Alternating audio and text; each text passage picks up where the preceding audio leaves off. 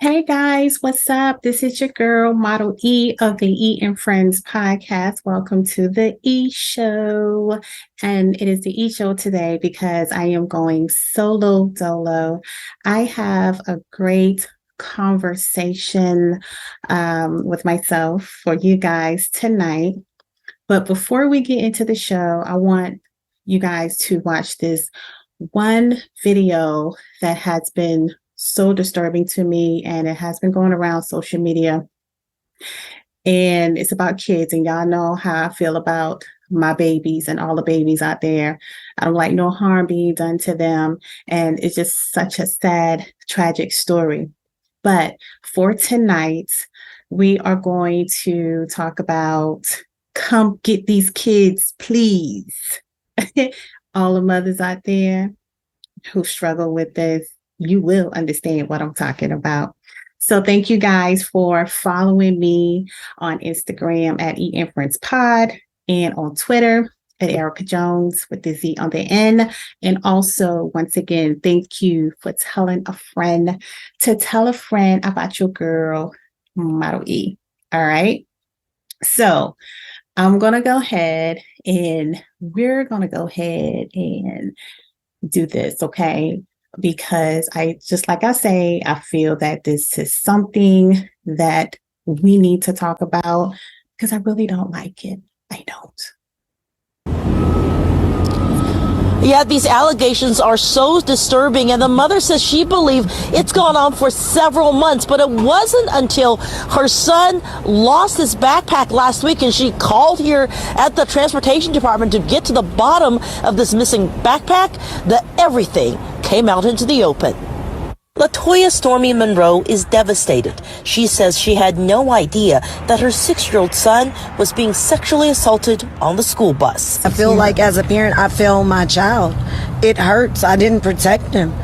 I don't know what to do. Monroe was joined by community activists today in front of the Aldine bus barn to discuss what they believe happened, that over the past several months, an older child would repeatedly molest and sexually assault Monroe's son on the bus, and that the bus driver didn't notice. According to the investigator, the bus driver stopped the bus because she thought they were fighting on the back of the bus, but this mother's child was fighting because he was being raped. Monroe says everything came to light last Tuesday when efforts to track down her son's missing backpack led school officials to look at surveillance video on the bus.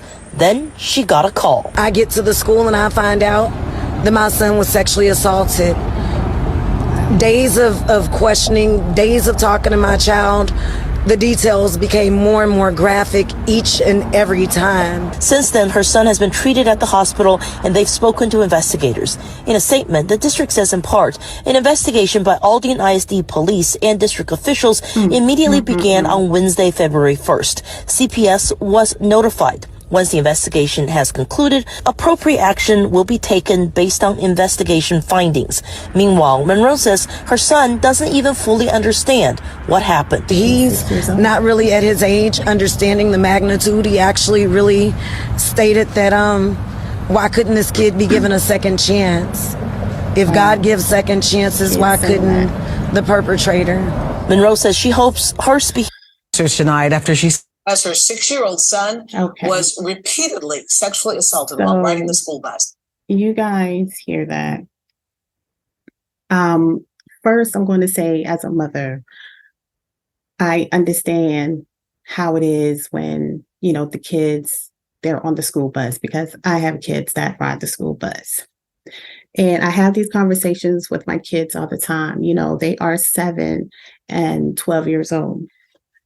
And so this year, actually, my 7-year-old doesn't ride the bus because he would have been by himself. His brother had moved on to middle school, so they would have not been riding the same bus. And I oftentimes, question the things that happens on these buses, because they used to come home and just talk about all sorts of like fighting, kids being loud and stuff like that, and how the bus driver will just ignore what's going on.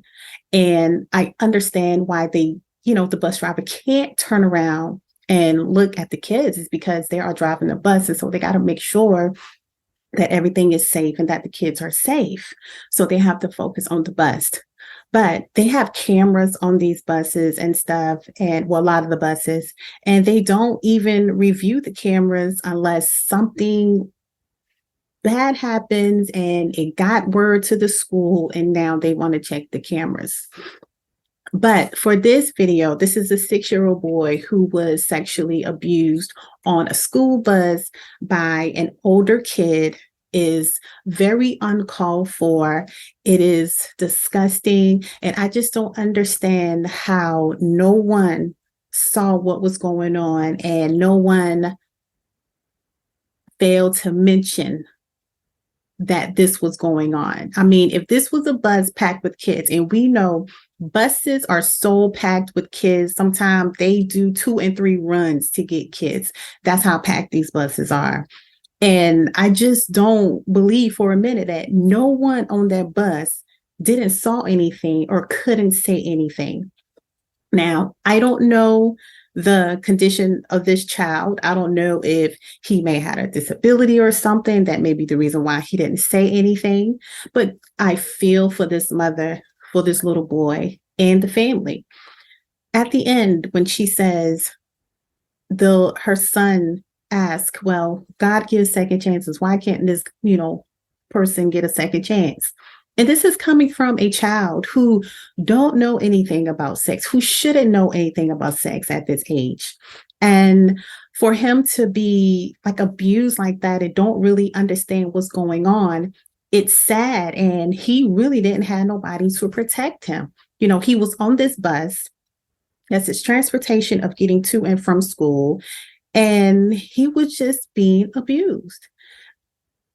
I'm sorry, but I can't say on here what I would have done, but I cannot imagine anything like that happening to any of my boys. So that's why me and Dad, we always have the conversation and we take the time to talk to our boys. We ask them, hey, what's going on? What's going on in school? What's going on the bus? Is there anything that we need to know? We make sure that we have an open policy with them to let them know and understand that we are here for you. We are here to provide safety for you, and you are able to come and talk to us about anything. And I mean anything. And now that CPS is involved in this situation, hopefully that something will be done with this. I'm sure the mother is going to really push this issue and get to the bottom of it. But this child, has went to the hospital, whatever, to get checked out and everything. But it is absolutely horrible and it's disgusting. And it hurt me so bad to hear this story. It's all I could have imagined, the child on the bus, laying on the floor or on the seats, people hovering around, like looking at this go down. Like, I don't understand. Like, I know there are kids and kids do a whole lot of stupid stuff, but to do something like that is very ignorant and it's stupid and it's not right. So I wanted to talk to you guys about that tonight and show you guys about that and just, kind of have everyone just, be aware of what's going on. Talk to your kids, make sure you ask them questions, probe some questions out of them. This mother had to find out that something happened to her child because of a missing book bag. If she wouldn't have never went and go look for that book bag, she would never know what was going on in that bus. And this has been going on months before this. It's been going on for months. So I'm not happy at all about it. I'm not. But please talk to your kids. Make it comfortable for them to where they know, hey, I can go to my mama and daddy for anything. Don't ever have your kids so shut down and closed to the point where they don't even want to have a conversation with you, because those things matter. Bus driver is not going to always be there to look after your kids like a babysitter. They can't, you know, they're all the way up there on the bus. The kids is all the way back there. Have you ever stand on a school bus? Do you ever just get on a school bus, stand up in the front? It goes all the way to the back. So there's no way that they can keep their eyes on every little thing that is going on. So just be aware and be mindful, you know, of that. And I just wanted to touch on that with you guys because that really touched my soul. And when something touches my soul, I gotta speak about it. So I'm hoping that everything gets resolved, and I hope that the kid is okay, and hope that this really doesn't have any long-term effect on him. You know, hope mommy takes him to counseling. Both of them goes to counseling together if needed. I'm all for that, but I'm just sorry that he had to go through this. You know, sorry he had to go through this, and not just at his age, but anyone at any age shouldn't have to go through any type of abuse or molestation. Okay, none of that. All right. So for my solo dolo tonight, I told you guys I need somebody to come get these kids, please. So I've been just thinking of a way to come at you guys when I'm doing solo dolo, you know, just probably focus on one topic to where you guys can really, you know, look inside me and say, hey, oh, yeah, I agree with her. I understand exactly where she's coming from. Instead of going from this topic to that topic, when I'm doing a solo dolo, I'm going to end up giving you guys one thing to talk about. So you're going to have one thing to marinate on. So I'm not going to give you too much homework to do. And you guys can tell me if you like it or not, because I am switching things up. So let's see where it goes.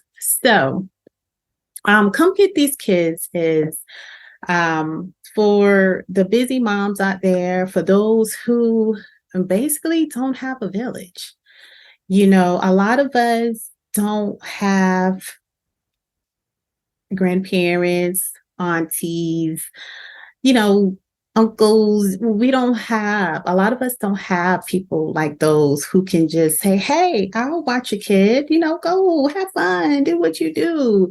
We really don't have that, you know, and I believe good mothers who are pretty much, very much involved in their kids' life every step of the way, we tend to have it a little harder. And we need people to check on us sometimes because it does get hard.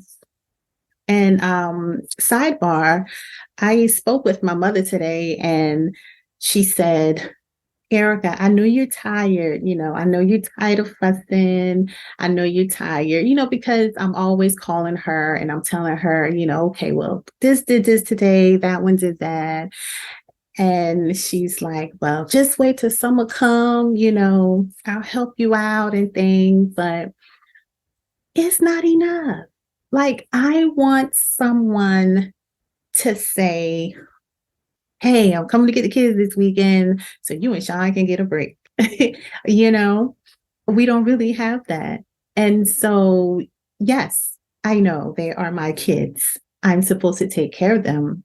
But I remember back in the day when I was younger, I basically had a village. I had a lot of older folks who could watch me. I remember in my early years just starting school, and when my mother and grandmother used to go to work, I used to go to this woman's house, a couple houses down, named Miss Lily. Miss Lily, I can remember her. She was this tall, light-skinned lady, and she was just sweet as pie. It was her and her husband. And they were older than my grandparents. They were older. And I would go to her house. I would catch the school bus.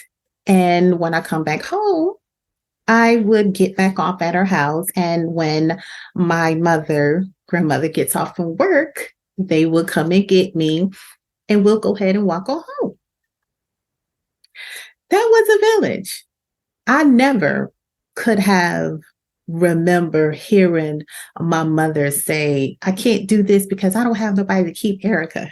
I can't do this. I can't go this place because I really don't have nobody to stay with Erica. Never hear that. But I got older and I started having kids. I say that to myself. So before I get into that, so I'm gonna go ahead and get in the conversation before kids. So before kids, you are young, and I'll remind you, I had my first child at 27. I would say 27 years old. Definitely not too early, and not too late either. So I had my first at about 27. And so before I had kids, I've been doing me. I haven't done a whole lot, but I've done enough to be happy and satisfied with my life. Okay. I'm going to say it like that. So when I met my boyfriend, which is currently now my husband, we were free for about, oh my God, can I say a whole year? And then we had, our first kid. But before he arrived, we used to go out all the time, even if it's just like downtown, and hang out, listen to music, have a couple drinks, just do fun single stuff, do things at the spur of the moment. And once, do things at the spur of the moment and not have to worry about coming home to a baby or having a babysitter, got to go and pick up the baby, just doing us, right? So, flashback a year later, boom, pregnant, having our first child. Well, we had our first kid, and I think we moved around, traveled a little bit, because then he took me to Florida one time because that's where he used to live. And Florida became my second home. That's the only place I wanted to go. I didn't want to go nowhere else. I only love Florida because if you guys know me, I do not like the cold weather. I don't. So here now in North Carolina, it's between hot and cold. Today is a little chilly today. And when it gets cold like that, I just want to go and hibernate somewhere, or I wish I could just pick up and go to somebody's island and live for the winter and come back here on the summer. If I had the opportunity to do that, I would. So we used to go to Florida all the time. And we just used to go and do a whole lot of things. We used to eat at a lot of different restaurants, little mom and pop stuff. And anything made me happy because I wasn't a person who really went out and visit places. So wherever he would take me, it was just heartwarming. Okay. It was just heartwarming. So I was very easy to be wooed. Very easy to be wooed. It still is. I'm still am. So we used to do a whole lot of traveling, going places, doing things. He took me on my first train ride. He took me on my first flight. And the reason why we ended up doing the flight the way that we did is because when we got married, my friend and her sister decided to keep passing us shots, back-to-back shots. And oh my God, we were so drunk. Not to mention at the dinner, my husband was just off the chain drunk. And I had my time after when we went out, to the club, back at the hotel and everything like that. They just kept passing us shots. Well, come to remind you, the next day, we're supposed to take our flight and go on our honeymoon. We were supposed to go and visit Cocoa Beach, and then we was going to go head on down to Orlando and stay a couple nights there. So before that, we tried and call ourselves driving driving on the road because we were going to get on the road and go. But we were so messed up the prior night that every bump we hit, it was, like it want to throw up, like want to sit on side of the road and throw up. At one point, we did pull on side of the road and was like, we can't do this. We're not going to be able to drive. We got to call somebody. We got to take a flight. So I said, you know what? I got an idea. Whoever got us drunk like this is going to be the one who take us to the airport. So, ding, hello. Hey, girl, I need you to come and take us to the airport because now we can't drive because you and your sister messed up our plans. So she was like, all right, I'll be there. So she came and she picked us up, dropped us off, and we were on our way. No kids.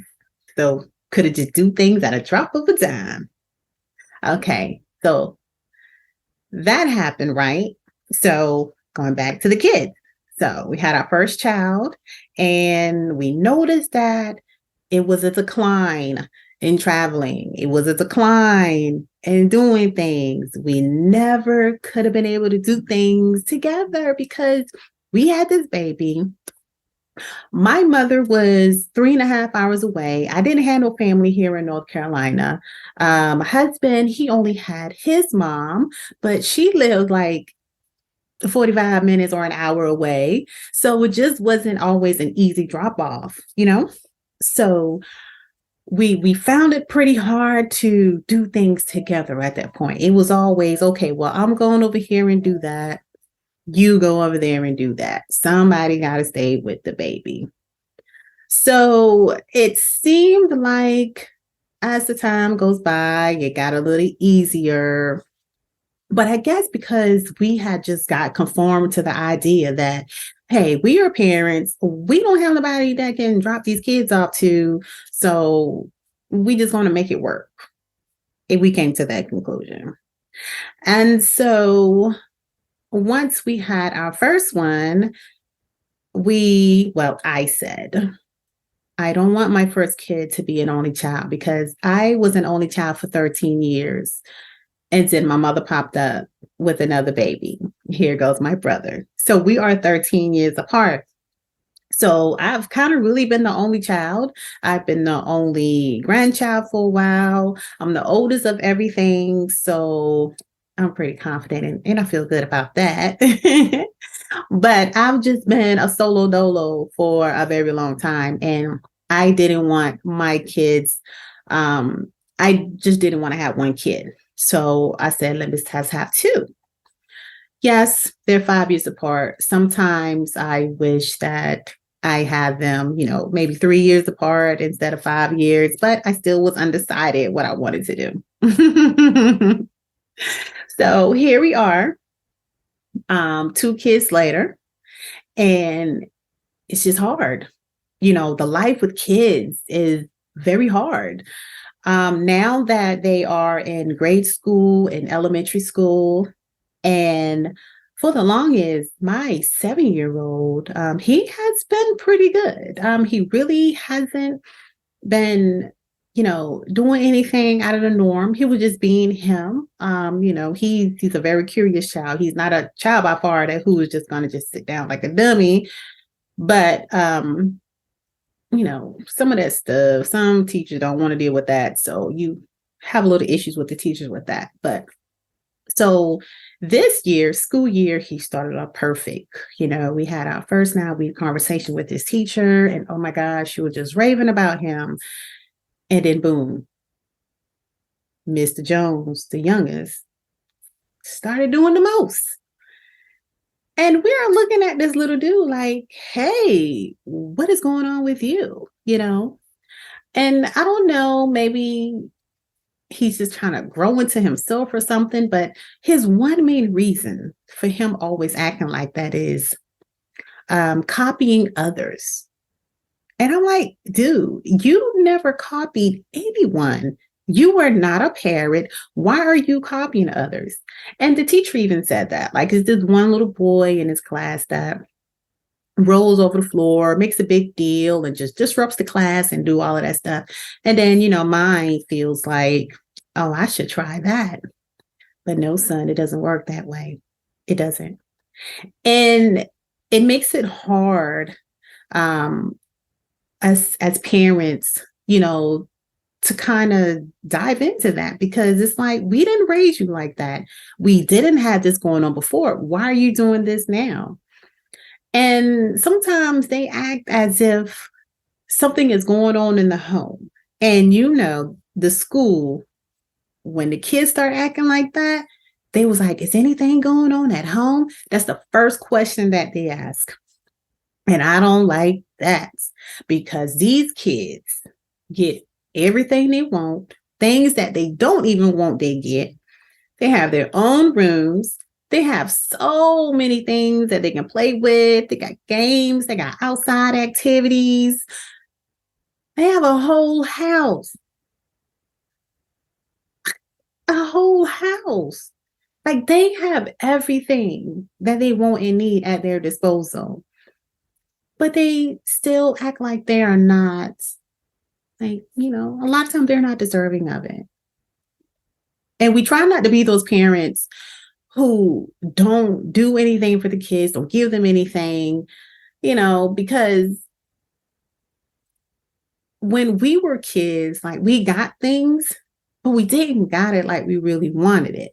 So we wanted to, change the narrative around and say, when we get kids, we're going to make sure they get, but not to the point where they think they got a red carpet layout for them and that they are, disrespectful and, just disobedient. Like, no, we're not raising those types of kids. We're not doing that. But I don't know what is going on. And a lot of times, I try to take it slow. And when I say take it slow, is I realize that me as a person, I am a fusser. Okay. I've grown up in a home where somebody is always fussing, like just yap, yap, yap, yap, yap, yap, yap. And there's nothing physical or anything like that. It's just got to be fussing. You just got to be talking. And I've came to the conclusion years ago that I am that person. And my oldest son, which is 12, he realized that, because once I get the yapping, yapping, yapping, him and his dad will look at each other. And I know what that means. I'm like, okay, I'm doing too much. So when I try to calm that down, and I try to talk to them in a low, calm voice, but that shit don't work. We go into grocery stores, and this is the thing. I have 2 kids. I try not to take them with me together.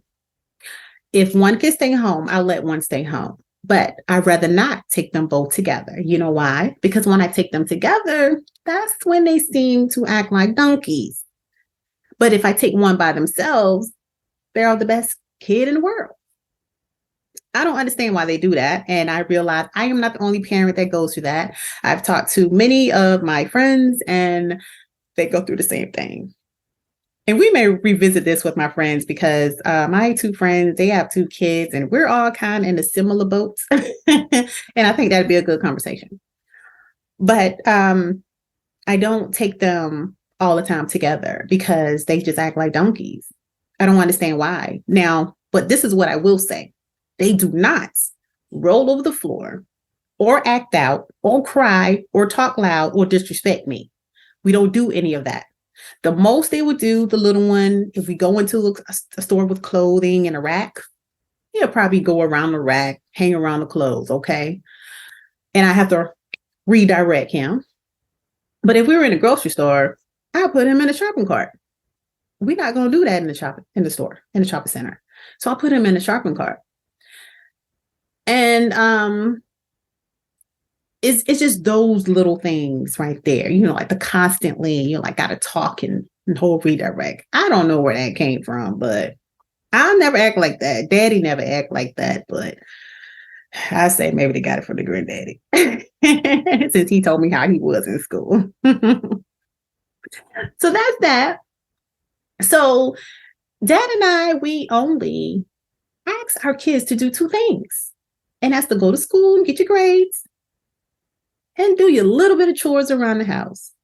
And guys, let me tell you something. When I was younger, and a lot of you, I know, can attest as well.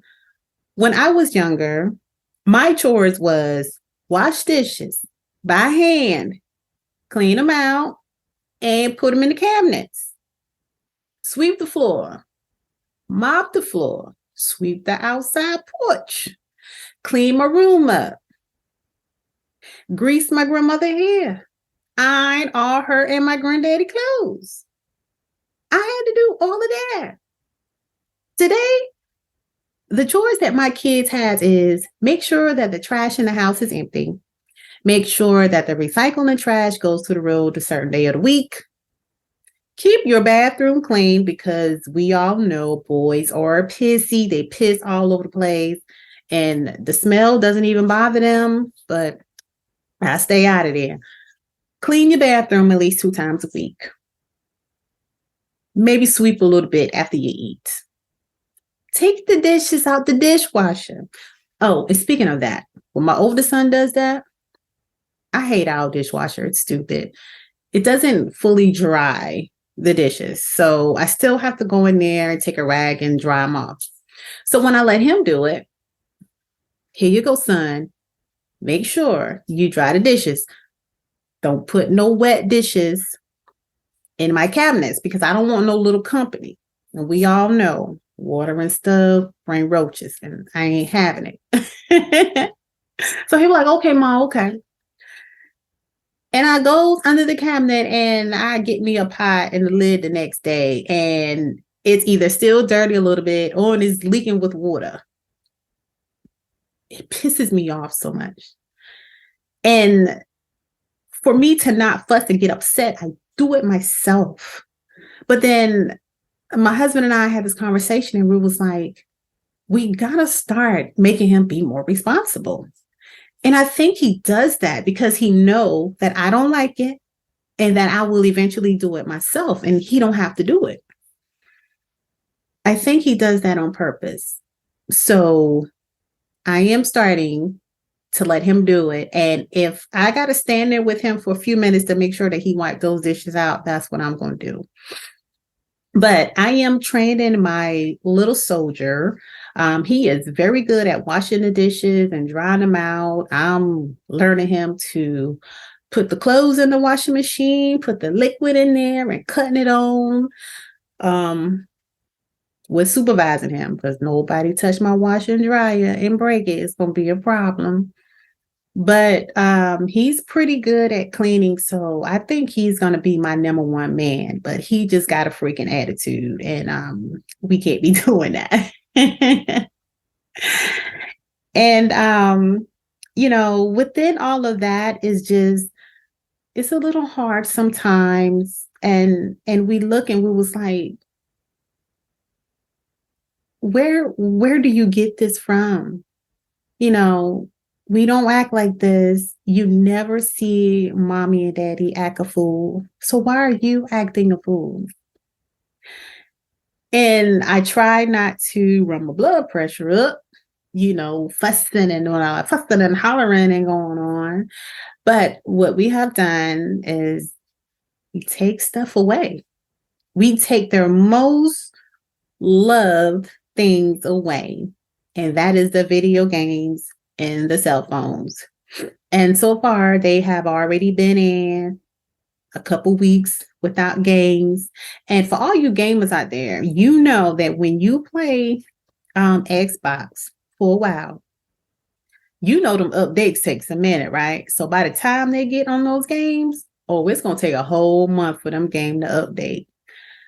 We're not playing anymore. We are tired. We need a break. And speaking of needing a break, we need to get away. We need to get away. I think it's healthy for the couples in a marriage or in a deep relationship living together should get a break from the kids. And when it's time to take a break from the kids, it's like, okay, do my mother-in-law take them or do my mother take them? Kids still go to school. We don't have nobody to take them to school to make sure they get to school. My mother-in-law lives an hour away. There's no way she can make sure they get to school. So, okay, let's redirect. Well, we'll wait till they got days off. So now we have to wait until their schedule allows us to do something. It's okay. So we got that planned out. So now I've decided, okay, well, I'm going to take them to my mom's. Well, I would love for my mom to visit us more often than she do. See, the thing about my mother is she drives, but she doesn't drive long distance. My mother is not old by far. Young woman. She's just comfortable and she's just scared to get on the road. So if she do come, somebody have to bring her or have to pick her up. So when I do have to take the kids to her, it's kind of a hassle. It's annoying. Yes, it's very annoying because I have to do so much. Yes, she will keep them, no doubt. But all the things I got to do to get there, to get her to do it, is tiresome. You know, I got to drive 3.5 hours there, 3.5 hours back. You know, or unless I have somebody that I can have them to meet us somewhere half and half, but most of the time it's not like that. So that is very complicated. It's complicated, and I would love for her to do better in that department. So, Mother, if you are listening to this podcast, I need you to, think about your grandkids. I mean, I know you told me once you get into retirement, you're going to come over here more often. And I'm like, and I've already told you, I'm like, no, I need you to come now. I don't need you to wait a couple years from now. I need you to come now. We need the help now, not now, but right now. Okay. So, I would love that more. And the grandparents, the privilege of being called a grandparent. There are some people out there who have grandparents that's just amazing. They volunteer their time with their grandkids. They pick them up from school. When I pick my kids up on school on Fridays and I see the grandpa and the grandma, I get jealous.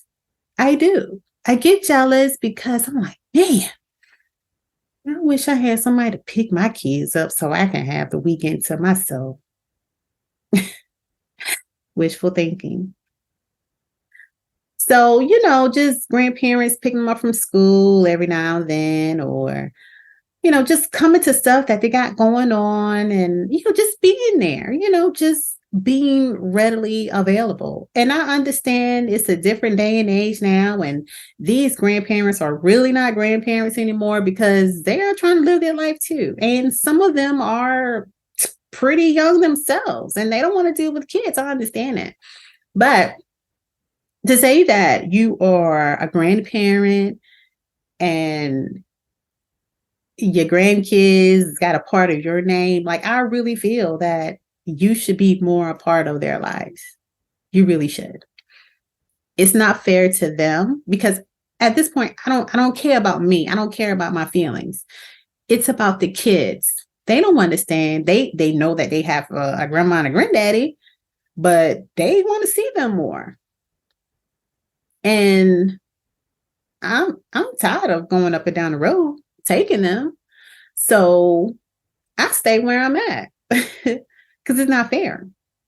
But anyway, all you who have a village out there, who have people who can help you with your kids whenever you need it, don't take it for granted. Do not. Enjoy that, respect that, and don't take it for granted because there are a lot of people out there like me who don't really have that village. My husband and I, we can say that we raise our kids our damn selves. We can say that because if we can't go because we don't have nobody to keep our kids, then guess what? We won't go or we'll take them with us. And we've come to the conclusion where when we go places, it's a damn family affair. That's just how it is. So our kids is getting older, especially, our 12-year-old. So let me tell you something. When my babies get to a point in life where they can take care of themselves, mama and daddy, we gone. We gonna enjoy life as long as we can. And these kids don't think about having no babies because grandma and granddaddy is not keeping no kids. I'm not repeating the cycle of what my grandmother did, raised me. I'm not doing that because I felt like my husband and I really didn't have enough time to do the things that we really wanted to do things that we should have done, before we had kids. And I know we met a little later in life, but there was a lot of things that we need to explore, lonesomely. Yeah. So don't have no babies because we're not sitting home babysitting while you go and enjoy your life because we got to enjoy ours as well. So that's just a little bit to know. But I tell my boys all the time, don't have no babies because mother ain't babysitting. You feel me? So yes, as you can tell, this mother is a little overwhelmed. But guess what? I love my babies no matter what. Yeah, they may get on my nerves, but I love them. I wouldn't do anything to steer them wrong or do them bad. They're my babies. But they get on my goddamn nerves. I need somebody to come get them. And when do I get some rest? Well, honey, let me tell you, you never get rest. Because while they're young, they're on your hand. And this is one thing I always remember my mama telling me because her mother told her this. When the kids are young, they're on your hand. But when they get older, they're on your heart. And I'm starting to understand that because I have my own kids now. My son is 12 years old, about to go out and explore this world because he's preteen. And there's going to come a point in time, he's going to come home and he's going to ask us, hey, can I go out to the game with my friends? Can I go hang out with my friends? I'm going to be scared as hell, but I'm going to have to let him go. And that's when he's going to be on my heart because I'm worried about him. I'm making sure that he's okay because this world is no good. It's scary. It's scary for us as adults, and Black is scary.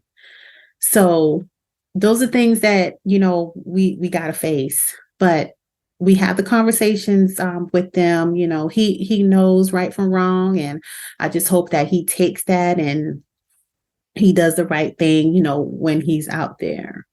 But you never get any rest. I haven't got any sleep since I had kids. I haven't had sleep for 12 years now. Like, yeah, the most sleep I'll get is until like 8, maybe 10 o'clock on a Saturday or a Sunday. But my time is constantly consumed by, I work as well. I work a 9 to 5. So I work when I get off my 9 to 5. I, make sure that the house is good, food is cooked, kids come home, make sure that everyone's doing their homework. If they stay up for a few hours and get them ready for bed.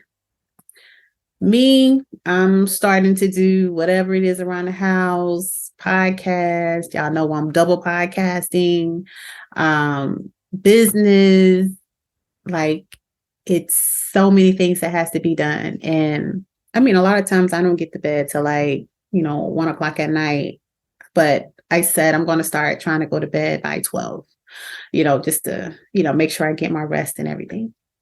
But you don't ever really get rest when you have kids. You don't. I'm not saying that to scare anyone, but it's just the truth. You never rest. And when you got a 7-year-old and he wakes up and he comes in your room trying to get him to knock, and he just come right on in. I'm just coming to check on y'all. Yeah, we're good. We're sleeping. Can you go back to sleep, please? It's never rests. But guys, yes, please come get these kids. Thank you for tuning into this solo dolo on the E Show with your girl, Model E. And I will check you guys out soon. Continue to follow me on Instagram at E and Friends Pod and on Twitter at Erica Jones with the Z on the end. And make sure you listen to us on Spreaker, Spotify, Apple, all those places you listen to podcasts, as well as watch me on YouTube on the Got What You Need Network. And that is GWUN space network. Thank you guys for telling a friend to tell a friend about your girl. And bye.